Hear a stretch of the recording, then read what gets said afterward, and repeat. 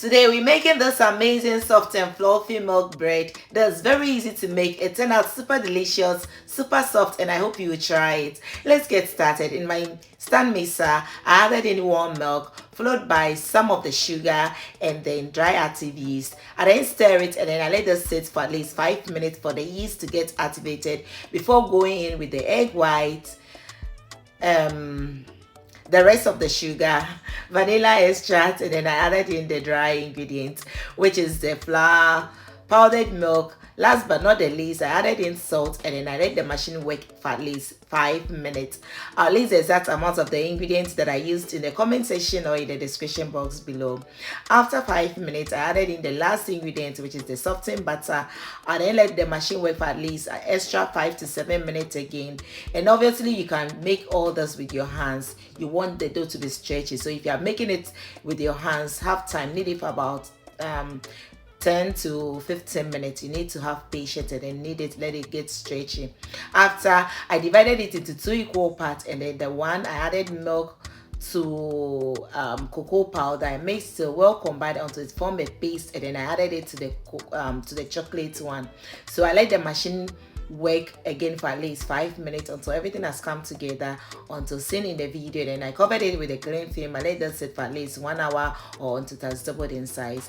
Once it has doubled in size, take off the cling film, deflate the dough, transfer it on your work surface, roll it long like this, and divide it into 6 equal parts. So depending on the size that you're looking for, mine was around 60 to 70 grams each. Bring one, roll it in the ball shape, and then keep it aside. So when you're done, cover it with a cling film and then let it rest for at least 10 minutes.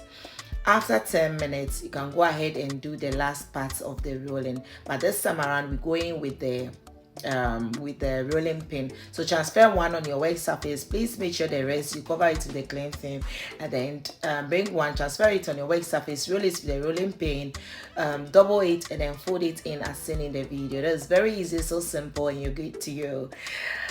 So all you have to do is just mold it well and arrange it in your baking tray as seen in the video. That's very easy, very quick, very fast. The bread was super soft, super fluffy, and delicious. Let it sit for at least 1 hour until it has doubled in size before baking. And then before baking, I sprinkle powdered sugar on it. That is totally optional. If you want, you can leave it. If not, just do it like I did, and trust me, it was delicious.